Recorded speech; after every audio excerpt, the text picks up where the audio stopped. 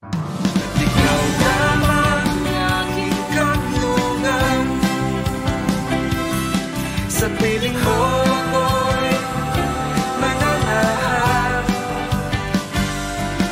pagkat ikaw lamang aking kalakasan. Sa piling mo tagumpay ko'y naranasan.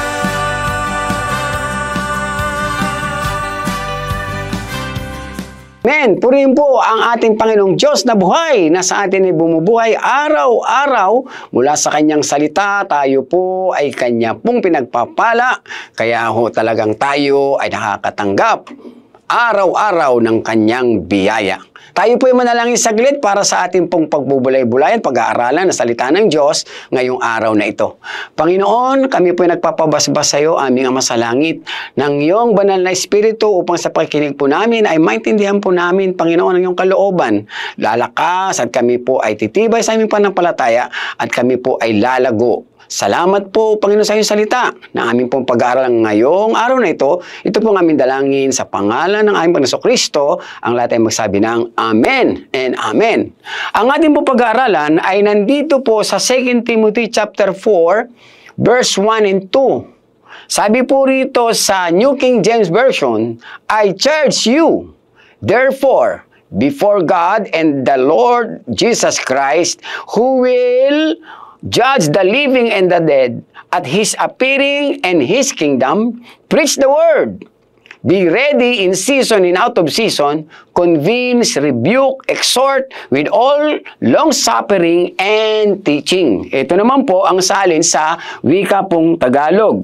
Ang sabi po ng pangalawang Timoteo, Kapitulo 4, ayan, at versikulo 1 hanggang 2. Sa harapan ng Diyos at ni Kristo na darating bilang hari at hahatol sa ating buhay at sa mga patay, inaatasan kitang ipangaral mo ang salita ng Diyos. Pagsikapan mong gawin iyan, napapanahon man o hindi. Hikayatin mo at pagsabihan ng mga tao, palakasin ang kanilang loob sa pamamagitan ng matyagang pagtuturo. Purihin ang Diyos sa Kanyang salita. Dito po ay sinasabi ng Panginoon, preach the word. Sa iba pong, sa Tagalog na translation po, ay ipangaral mo ang salita ng Diyos. Now, bakit po napakahalaga nito? Sapagkat alam po natin, ang salita ng Diyos ay salita ng buhay. Ang salita ng Diyos ay maraming pagpapala sa ating buhay at sa buhay pandarating. Kaya gayon na lamang, sinabi ni Apostol Pablo sa udyok ng Banal na Espiritu, tinuruan niya ang mga kabataan, ang mga bagong mananampalataya na ipangaral. So lahat po ng tao na tatanggap sa Panginoon Kristo bilang Panginoon tagapagligtas para maligtas din ang lahat. Mag-umpisa sa pamilya, sa iyong mga anak, sa iyong mga apo, at sa mga tao na ipapakilala pa sa iyo ng Panginoon, magiging kasama mo yan, sa trabaho, kaibigan sa lugar ninyo. Tayo po ay inatasan ng Panginoon. Amen. Ito po yung sabi sa English, I charge you. So, tayo po ay inaasahan ng Diyos sa panahong ito. Bakit kaya ito sinasabi ng Panginoon? Okay? At lalo na sa panahon ngayon, kasi alam po natin na talagang andyan na ho ang mga senyales, kahit po hindi ho mga nagbabasa sa Biblia, okay? Kahit po hindi naniniwala sa Diyos, pero alam nilang malapit nang bumalik ang Diyos. Kasi po, yung lahat ng mga senyales na tinatawag, yung signs of the times, ay atin na pong kitang-kita. Hindi lang sa labas ng bansa natin, kundi mismo sa bansa natin. Ang sunod-sunod na mga earthquake na yan, Luzon, Visayas at Mindanao, buti sana kung isang lugar lang. Ayan pa ang mga bagyo at unos, nakakaiba na sa panahon ngayon. Yung mga ibang bansa na hindi binabagyo na. Ano po? Yung ibang bansa na hindi nagyayelo na kasi nga daw po dahil po sa climate change. Pero yun po sa Biblia ay sinasabi ng mga palatandaan at isa pa po dyan, yung nga po, yung mga nangyayaring kasamaan sa mundo ngayon. Grabe po ang corruption, grabe po ang mga addiction, grabe po ang mga iba't ibang kriminalidad. Kasi sabi sa Biblia, sa huling panahon, ang mga tao, ang mga masasama ay lalong magpapakasama, ngunit ang mabubuti ay lalong magpapakabuti. Magpapakabuti dahil nakakilala sa Panginoon at kabutihan, ipinapangaral, ibinabahagi, itinuturo ang salita ng Diyos sa ikaliligtas ng maraming tao. Bakit? Kasi ayaw ng Diyos ni isa man tao, maging noon pa hanggang sa ngayon, ay mapunta sa impyerno. Kaya makikita po natin ang Biblia, talagang gumawa ang ating Ama sa Langit ng paraan para tayo magkaroon ng kaligtasan. At tayo po'y tinubos sa sumpa ng kasalanan ng ating Panginoong Kristo, ay bumaba rito sa lupa 2,000 years ago, inaabot na tayo ngayon, 2025 na, upang marinig mo ang pangangaral ng kaligtasan.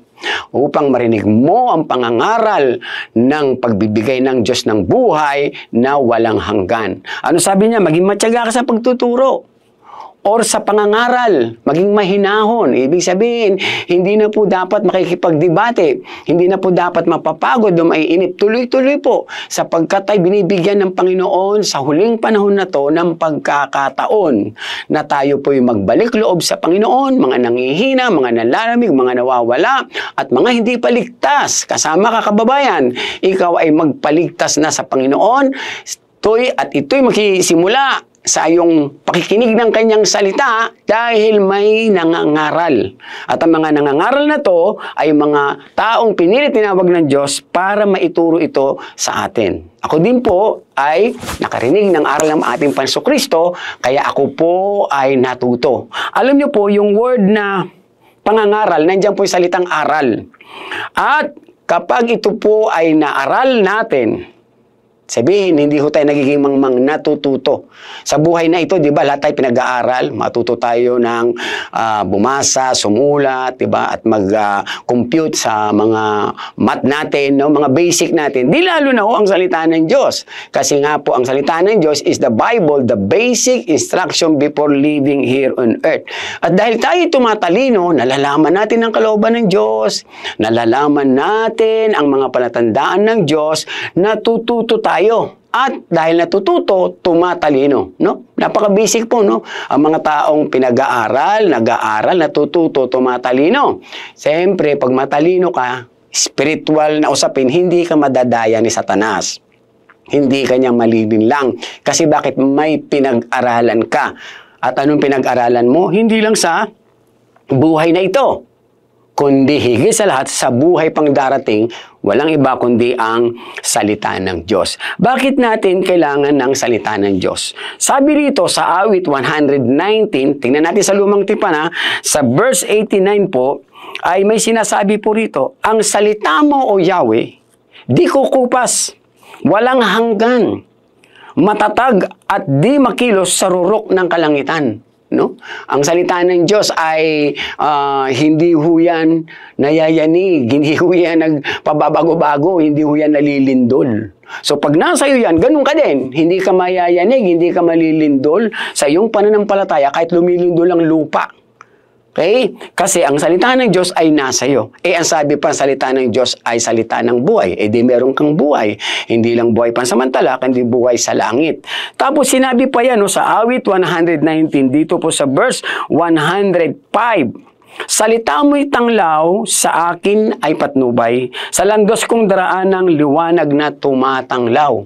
So ang salita ho ng Diyos ay ilaw dito sa ating luhan at sa ating paanan. So malayo malapit, kapag ang salita ng Diyos ay nasa iyo, naintindihan mo yung mga nangyayari sa iyo at naintindihan mo yung mga nangyayari sa labas. Kaya nga pagtanong mo, bakit kaya lumilindol na? O ano kaya? Bakit kaya sumabay pa yung korupsyon? Bakit kaya parang ako ay nalulungkot at nawalan ng pag-asa? So pag ikaw may salita ng Diyos, nakakarinig ka ng salita ng Diyos, naliliwanagan ka sa loob. Hindi ako dapat ma-depress, hindi ako dapat malungkot, sapagkat ang salita ng Diyos ay nagbibigay ng buhay. So, hindi mamamatay yung pag-asa mo, hindi mamamatay pananampalataya mo. Bagkus dahil sa salita ng Diyos na ipangaral, naaral, at ikaw ay natuto, tumalino ka, alam mo ngayon kung ano ang gagawin mo. So, loob at labas ng buhay, kalagayan mo, ay nandyan ang pagtuturo ng Panginoon, kaya ikaw ngayon ay matututo rin magturo sa iba. Now, mula sa Old Testament, may 2 verse po sa Bible sa New Testament.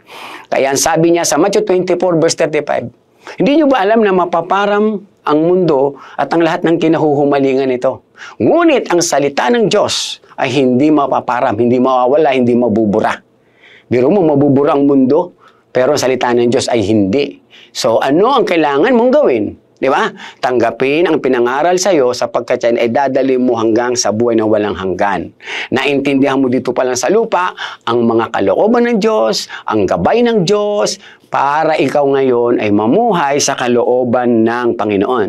At ito pa, sa Matthew chapter 4 verse 4, bukod ang salita ng Diyos ay salita ng buhay, magkakaroon ka ng buhay, ikaw ay laging mabubusog sapagkat ang salita ng Diyos ay pagkain espiritual.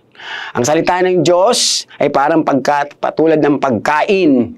Okay? Sabi niya, ang tao hindi lamang nabubuhay sa tinapay, kundi sa bawat salita na lumalabas sa bibig ng Diyos. Kaya meron tinatawag na Bible study. Yan, sa atin po ay care group. Pinag-aaralan po ang salita ng Diyos kasi yan po ay pinapangaral para pag-aralan, pagpagbulay-bulayan, matutunan at maisapamuhay. At kapag yan nasa pamuhay mo na, ano bang salita ng Diyos? Ang salita ng Diyos ay magbibigay sa iyo ng kaligtasan, buhay na walang hanggan, kapatawaran sa mga kasalanan, tagumpay sa buhay, kapayapaan ng buhay, kagalingan sa buhay, kalakasan sa buhay. Lahat ng pangangailangan natin ay nandito sa salita ng Diyos. Kaya nga mag-isa, Biblia sabi niya, piliin nyo ang salita ng Diyos sapagkat yan ang magiging buhay ninyo. Kaya mapapansin nyo, mga taong nananampalataya sa salita ng Diyos, kita nyo po, nagiging maayos ang buhay kahit magulo, ay naaayos sapagkat naliliwanagan siya sa kalooban ng Diyos. Amen. And then last po, kaya doon sa John chapter 1, sabi niya, di ba? Sa pasimula ay salita. At ang salita ay naging tao. At siya naging kasama natin o nakahalubilo sa mga tao. Walang iba kundi ang ating Panginoon-Kristo. Kaya napakasarap na meron kang salita ng Diyos dahil may nangangaral sa iyo, may nagtuturo sa iyo. So hindi ka lang nakukonsume o napupulot ng mga bad news, mga fake news, kundi lagi mo natatanggap good news, truth news, and the blessing of the news of God. Pagpapala ng salita at balita ng Diyos. Amen. Purihin pa ang ating Panginoong Diyos. Ngayon ikaw tumanggap ng pangangaral ng Panginoon. Ikaw ay matututo, ikaw ay matatalino, magiging matalino rather sa kalooban ng Diyos at hindi ka na madadaya ng kaaway. Amen. Tayo po ay manalangin at nais kitang ipanalangin. Panginoon, maraming po salamat sapagkat ang salita mo ay tanglaw at ilaw sa buhay naming ito, sa buhay na kung saan nais mo kami ay maliliwanagan at hindi kami lalakad sa dilim. Salamat din po sapagkat ang salita mo ay pagkain namin spiritual na kung saan kami po, Panginoon, ay mabubusog, lalakas sa pananampalataya at pagsunod sa iyong kalooban. Salamat po, Panginoon, sapagkat siya na tumanggap nito ay magkakaroon ng buhay na walang hanggan sapagkat ang salita mo ay buhay. Kaya dinadalangin ko siya, Lord, ang bawat isa na ngayon ay nakikinig, tumatanggap nito. Kung may mga problema siya, Panginoon, tignan at pag-aralan yung salita sapagkat yan pong solusyon. Kung may mga naramdamang sakit, pag-aralan yung salita sapagkat sa salita mo, kami ay gumagaling, Panginoon, at yan ay iyo pong isinulat, iyo pong sinabi sa amin sa pamamagitan ng latay at sugat mo sa krus ng Kalbaryo, kami pinagaling mo na. Ganon din, Panginoon, sa salita mo, maayos ang aming bayan, maayos ang aming mga kababayan sa puso't isipan dahil ang salita mo ay salita ng buhay. Pagpalain mo po kaming lahat, Panginoon, lalo na po sa aming bayan at ang aming mga kababayan. Ito po ang aming dalangin sa pangalan ng bugtong na anak na si Jesus, na aming Panginoon tagapagligtas. Ang lahat ay magsabi ng Amen and Amen. Maraming po salamat. Bukas uli, araw-araw na pagpapala ay sumating lahat.